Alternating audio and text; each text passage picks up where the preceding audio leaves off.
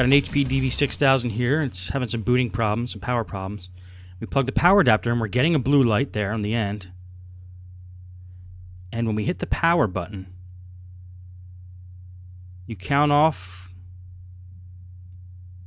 5 seconds, 6, 7, 8, 9, 10, 11, 12, 13, 14, 15.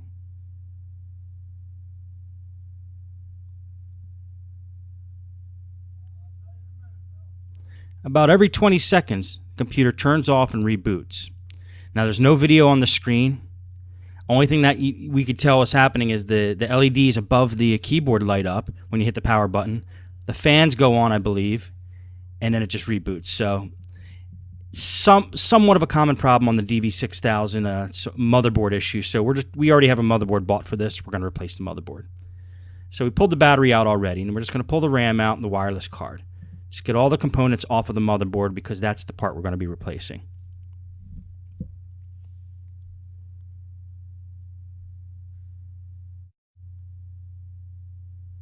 Now we're going to pull the hard drive out.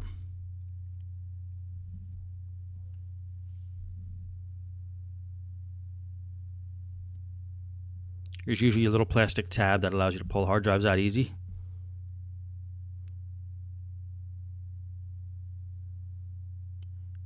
Now we're going to take the screws out of the computer that appear to be holding in the hinge cover plate, which is the next part I usually like to take off because it gives us access to the keyboard and the screen. And the DV6000 has a couple screws that hold the keyboard in as well. They have a little icon of a keyboard next to them. There's about 3 of them. And you can't get the keyboard out until you pull those out. And those are the 3 I'm pulling out now.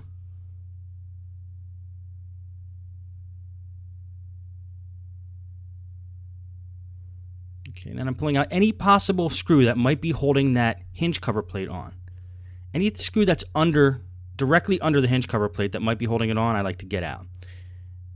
We got to take these screws out anyway, so. Now these 2 screws in the back on the DV6000 are different size than the other ones, the ones I just showed you there. Most of the other case screws here are pretty much the same length, so we don't have to worry too much about putting the screws back because we know where they go. All the ones of these long length are holding in the covers here. And sometimes I like to do this just since I'm under the laptop here and I know I got to get to the motherboard. I'm just going to pull every screw out, including the ones that are under the hinge cover plate, but might as well get them all out now. It can't hurt.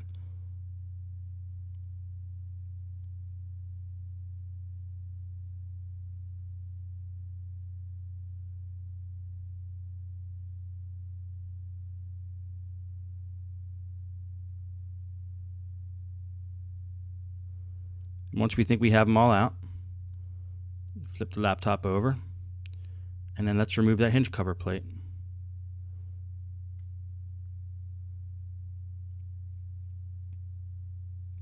DV6000s are tricky with the hinge cover plate because on the left-hand side, there's a couple cables that are holding it in. So it's nice if you could get the keyboard off first. You could have access to those cables, or ribbons, I'm sorry. See those 2 black ribbons are holding the hinge cover plate in, plus there's something that's, I believe, a speaker wire that's holding it down. So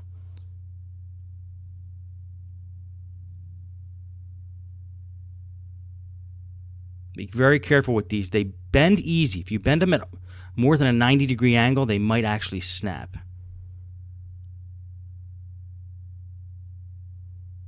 And this orange piece of tape is holding the wireless antennas into the hole that goes through the case there. It brings them into the bottom of the computer. Pull that tape off, and then we can start peeling away the wires for the wireless card, which actually lead up into the screen. So let's see if we can get the hinge cover plate off now. Now that those 2 ribbon cables are loose, there's only one other cable holding it in, a thin little cable right there that I believe is a speaker cable or something of the sort. And then we just follow these wireless antenna along till we get back to the screen. Now we're going to start taking the screen off, and we're going to want to take the LCD cable off that's holding the screen or giving power to the screen before we pull the screen off, which we will do.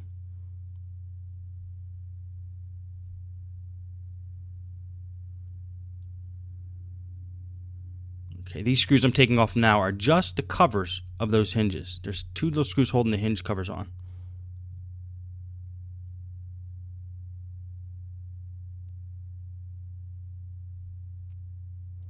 And I'm taking out the touchpad ribbon cable there.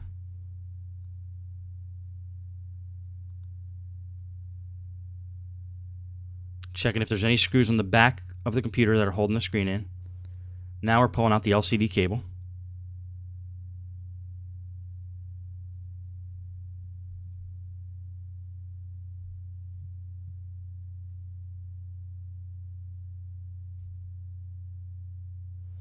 Looks like I'm looking for the correct tool here to use. Sorry about the delay. Just getting a skinny screwdriver to pull off the hinge covers. It's actually not a huge deal if you get these little black covers off. They come off with the screen, so I might give up after a while to get them off. Looks like I am. As long as they're not blocking the screws for the screen, we might be able to leave them on there.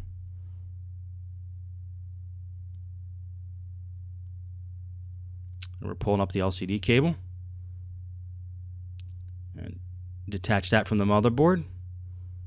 So now the screen can freely come off.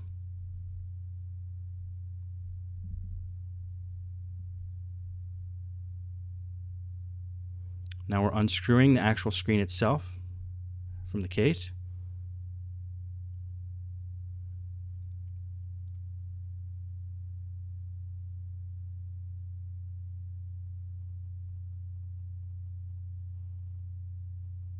And the screen comes off. So we didn't have to take those little black covers off. Now we have some space to work. I love getting the screens off and out of the way because now we could work with a flat surface, not worry about scratching or damaging the screen. And now we're just going to start taking the screws off of the top cover here that appear to be holding the motherboard in and attaching the top cover to the bottom cover, which is going to be almost every screw that you see.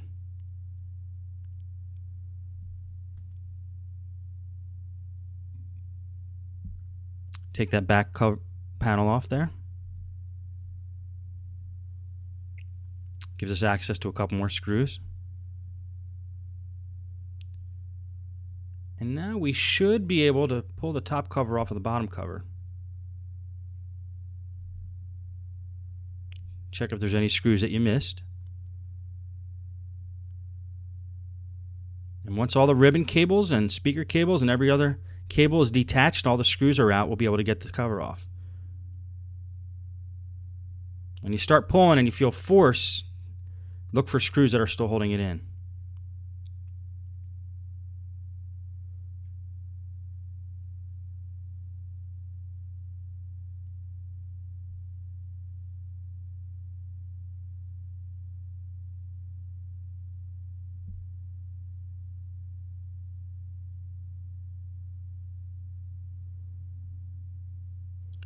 And just gently keep finding spots that will detach.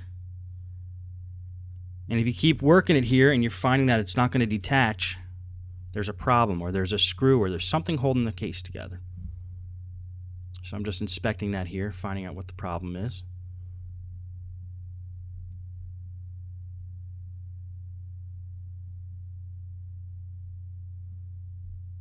Looks like all the screws are out, so the question is, why is this case not coming apart?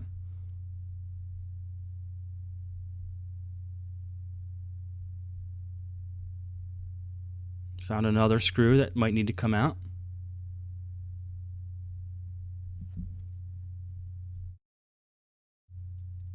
And there's actually two little hex nuts right there that the wireless card screws into. Those actually come off and they keep the top case attached to the bottom case and attached to the motherboard. That's a little trick of a DV6000. I had to edit out the 10 minutes of video of me trying to find that out, but that is the problem there. So once you get those 2 screws out, now we should be able to remove the top cover from the bottom cover very easily and expose the motherboard. So those 2 screws were holding it in. Now if we forced it open, we would have broke something. So take a little time and try to find those things if you have to.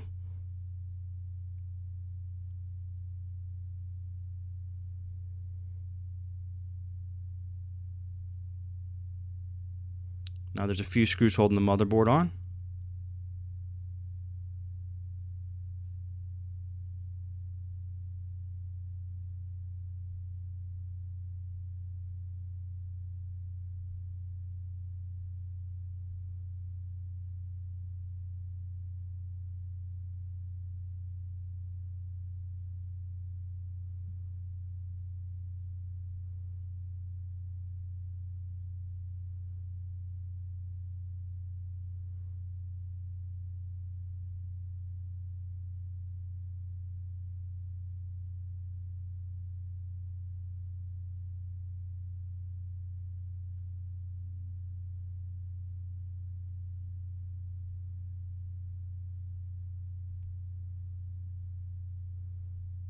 Now, there's still some force holding it in. We don't want to force anything, so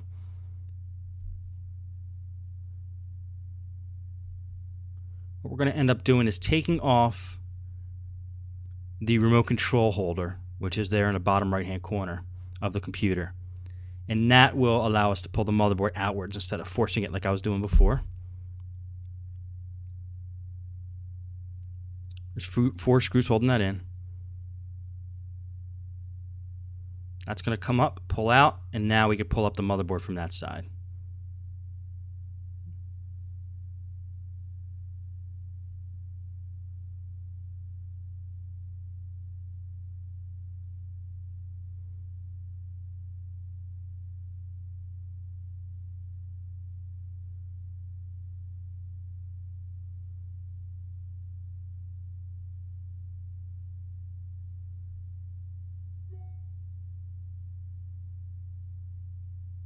There we go.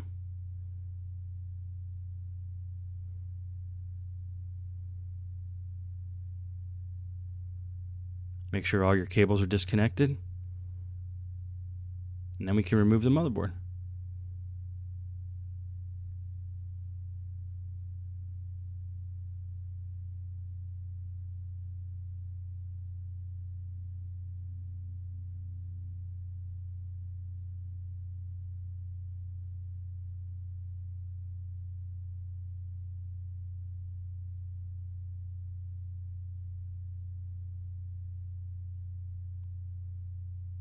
I like to take a vacuum here. And since you have these laptops open, this is a great opportunity to get the dust and dirt out. So I'm just using a Stinger wet dry vac from Home Depot. Smallest one that they have, the little tiny one, which has been a great investment for the shop.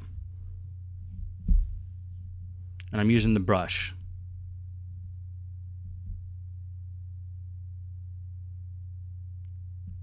Now let's get that motherboard back.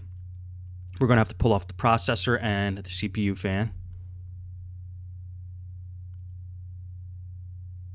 I like to loosen these screws in like a star fashion, like you're removing a tire, so you're not putting too much pressure on the processor.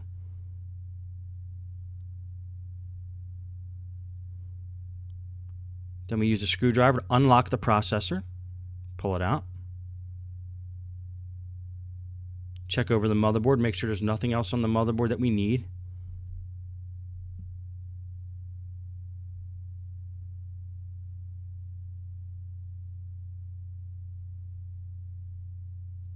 And once we determine that, grab the new motherboard and get started again.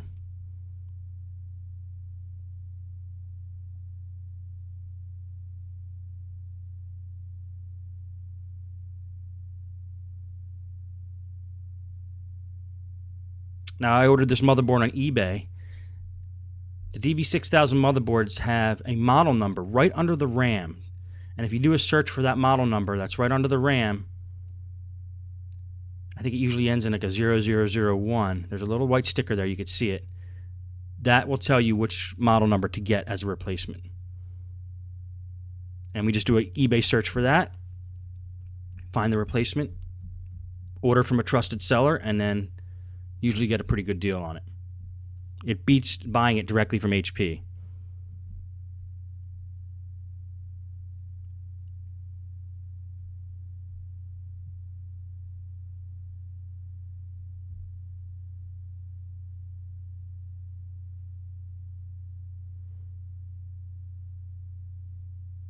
And what we're going to do is put some new thermal grease on the processor and the heatsink.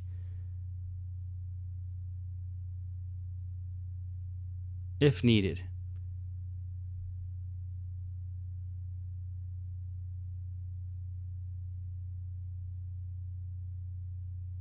Sometimes the heatsink will have a thin layer of metal rather than the actual thermal paste, which is just another way of doing heat transfer from the processor to the heatsink.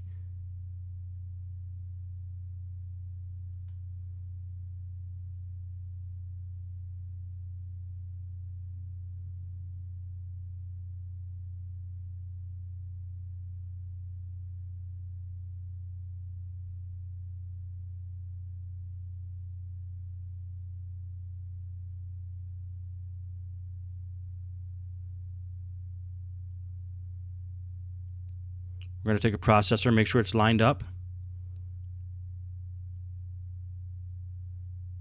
Make sure that the locking screw is set to unlock position before you put the processor in. Processor should just slide right in. Put a little pressure on the processor, then lock it with the locking screw. If you've never done that before, it's very easy. There's a little diagram above the actual screw that shows what position it should be in to be locked.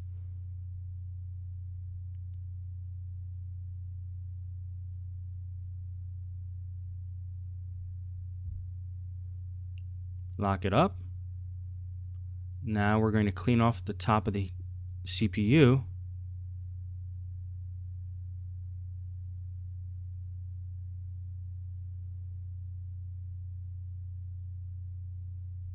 And I'm actually just scraping off with my fingernail some of the hardened residue that's on the top of the CPU.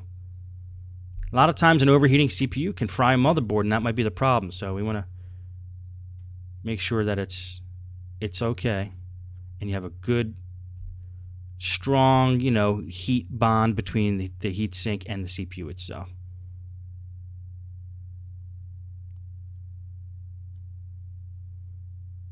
And I'm using a paper towel there just to clean off the big chunks, and then I'll hit it with that toothbrush and just get all the little pieces and the fine pieces out of the way. You don't want any of that stuff floating around on top of the motherboard until we get a nice clean connection on there. Hit it with some compressed air.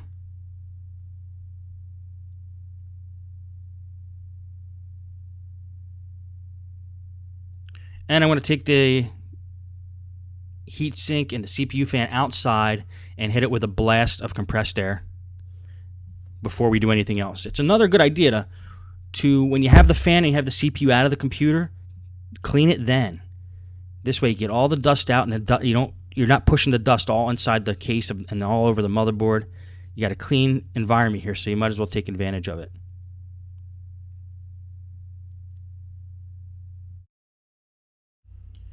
Now we're going to take some thermal grease and put a little dab of it on the processor. You don't want to put too much. I'm using Arctic Silver thermal grease. This is actually the ceramic version, but they make silver version as well. I believe the silver is better quality, but this should be just fine.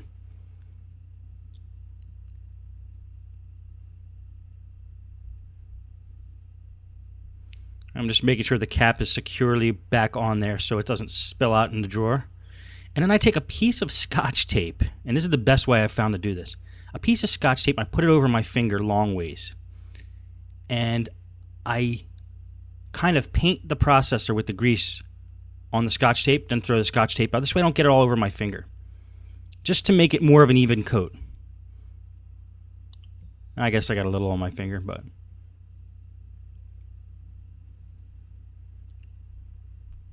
And I'm just cleaning up around the edges. I like to be a little neat when I put the grease on the processor.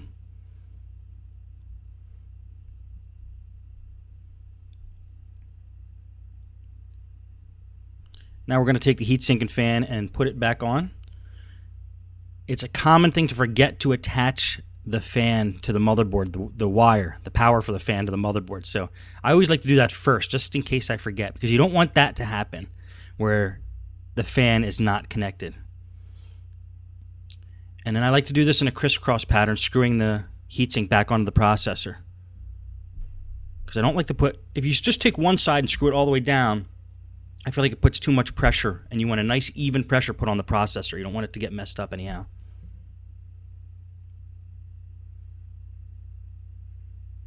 Just like putting a tire on and taking a tire off, that's how I attach these screws. And I don't over tighten, just nice and snug.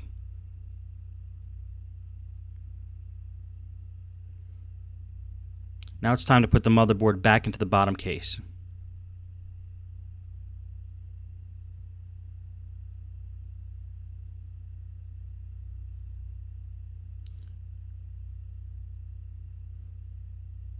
There's still a little dust there in the heatsink. So, like I said before, since you have the motherboard out and the fan out, the heatsink out, clean it up while you can. I'm just using a toothbrush to get in between the fins there. Especially if it's a smoker's computer, it gets real sticky in there, so you might have to use something like a toothbrush.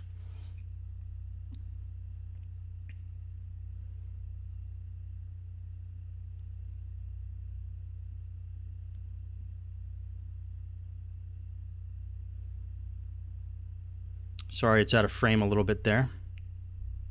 I'm actually going to take the vacuum as well with the brush attachment like we used earlier and use that to get the rest of the stuff out of the heatsink. Just want to make a nice clean, way for the air to pass through.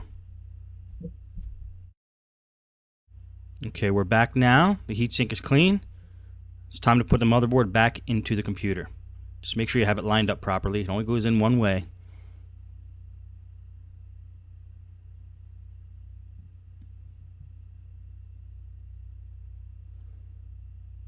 And I'm going to attach these cables first, which is the power. It actually goes to the circuit board where the power adapter plugs into. And then this other cable, which I believe is for that USB port and maybe the Ethernet port that's on that separate circuit board as well. Maybe not the Ethernet, I think it's just the USB. And as I put pieces back together, I like to just clean them up. Take a paintbrush, clean paintbrush, preferably one that's never been used with paint, and just dust everything off. Now we're going to flip this around. I'm probably going to put it in at an angle, which is usually how the motherboards kind of go in. They put them in at an angle and then lay them down flat once the angle is achieved.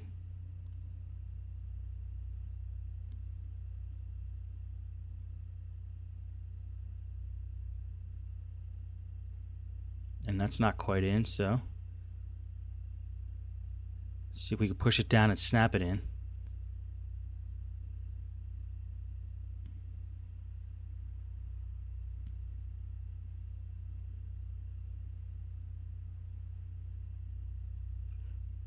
Okay, all the connectors look like they're in. Now we're just going to try to lay the other part flush.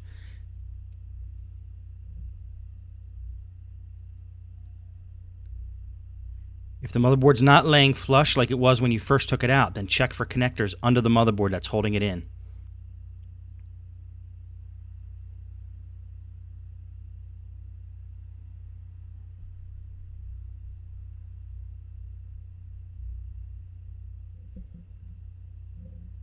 And there was a little cable stuck under there that was causing it not to lay flush.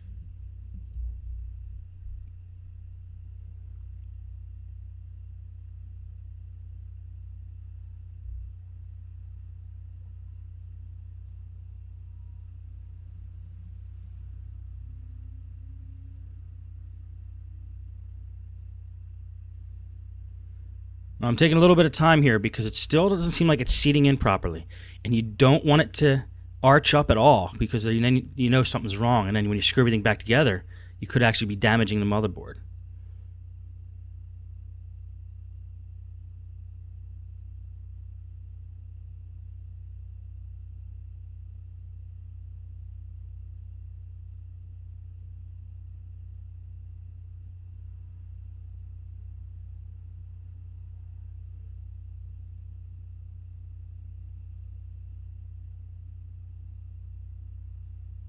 Then once you're confident everything's lined up, you can start putting the screws back in.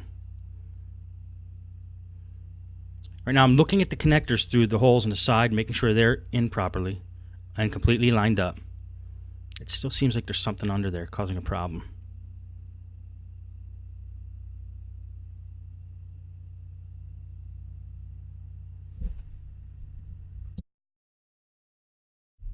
Okay, and it looks like we got everything laid flush now, so we're going to put the pieces back. Starting with the remote controller holder.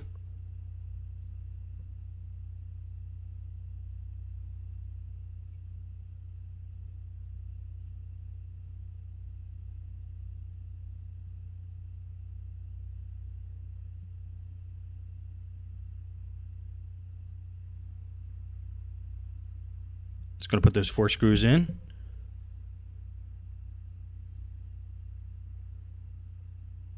That actually holds in the motherboard too from that side, so that's why it's important to get that in after we get the motherboard back in.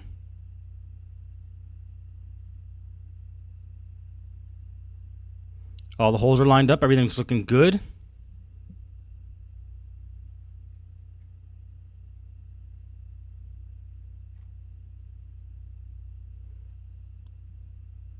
You want to make sure by my thumb there is the wireless, my left thumb, there's the wireless switch. You want to make sure that that switch is seated back in properly when you put the motherboard in. Otherwise, when you try to flip the wireless switch on while the computer's put back together, it might not be grabbing the switch. So that's something you want to make sure of. You don't want to have to take the computer all apart because of that reason.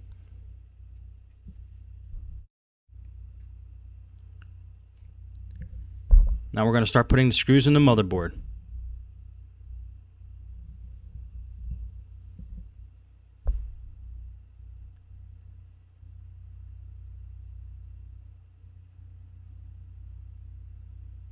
Looking for any other screws with a white arrow next to it. Those are usually the ones that you have to put back in. Now there's a lot of open screw holes, as you can see on the motherboard. I didn't put screws back in. That's because they are fastened in through the case. So anything that doesn't have a white arrow, usually on the motherboard, leave that screw hole open because that's going to get screwed in later in the process of putting everything back together.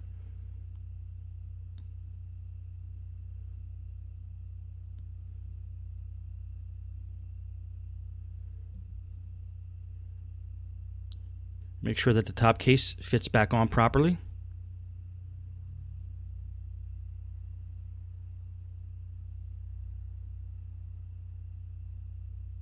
And I had to take that one screw out because that screw actually screws through the top of the case into the motherboard. So just want to check. That's why I'm looking over everything, making sure all the holes are lining up.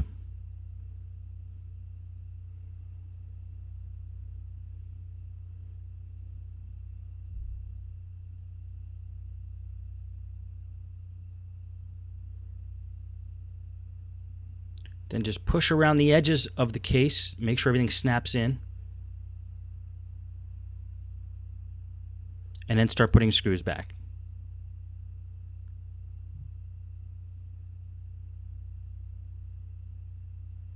And now these screws are actually going through those open holes in the motherboard like I was talking about before.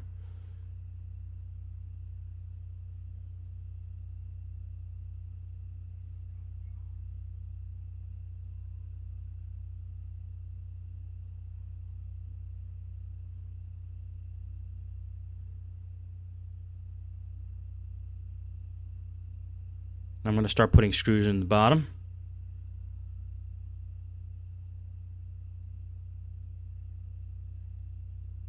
Starting with these 2. They're actually hex nuts which provide the screw holes for the wireless card. They're like standoffs. That's what they look like, little standoffs.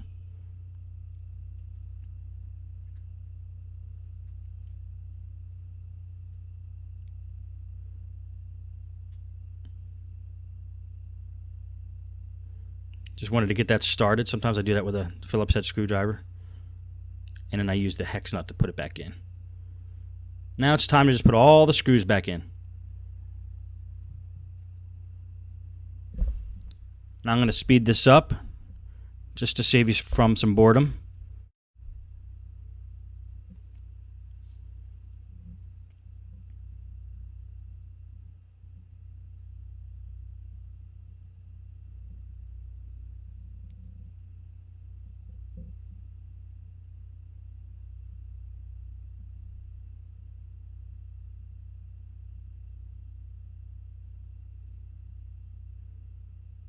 We're going to put that rear plate back on, which there's only one screw holding that rear plate on, that little strip. Right there on the right hand side. So it's going to find the right size screw.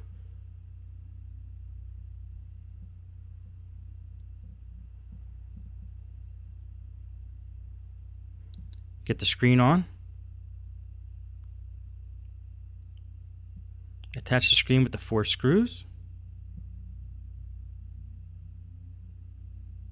And then I use a bigger screwdriver to tighten it up and get some torque. You don't want those screws that hold the screen on to get loose. Then the screen flops around. Now the trick is to feed the wireless antennas back at the same path that was originally there. And these DV6000s have a little metal tabs you bend up, and then you bend them back down once you get the wire in place. It makes everything flush. Otherwise, the keyboard's going to be popping back out a little bit. It's kind of a pain to follow the path, but it does make it through. So, and then you feed it right back through the hole in the bottom.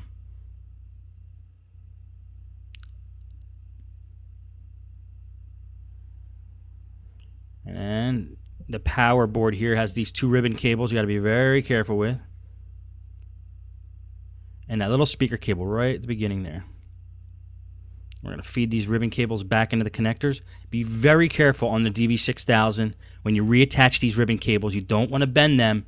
They will break very easily. So just be very careful. Kind of inch them in if you have to.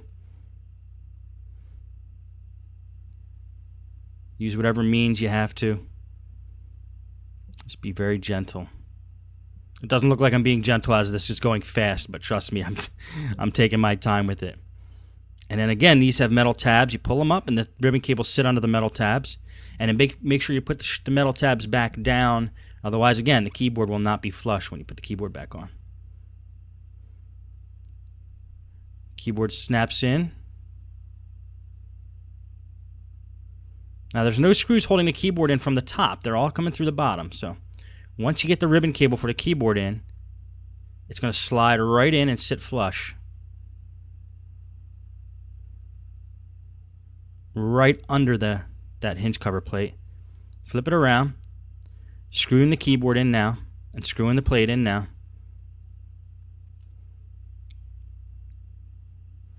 Putting all the remaining screws in the bottom.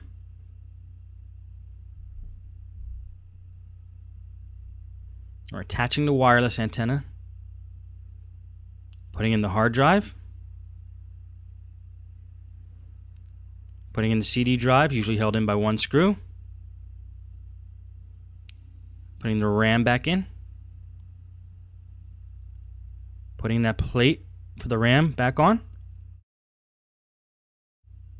Make sure everything's flush. Put the battery back in. Plug in the power. Flip it on. Cross your fingers if you want to. Get happy when you see all the lights come on, and then look for your video to come up. And there it goes. That's normal for the DV6000 taking that long for the video. It's a little scary though when you attach a motherboard and you're waiting for that. Well, that's how you do a motherboard replacement on a HP DV6000.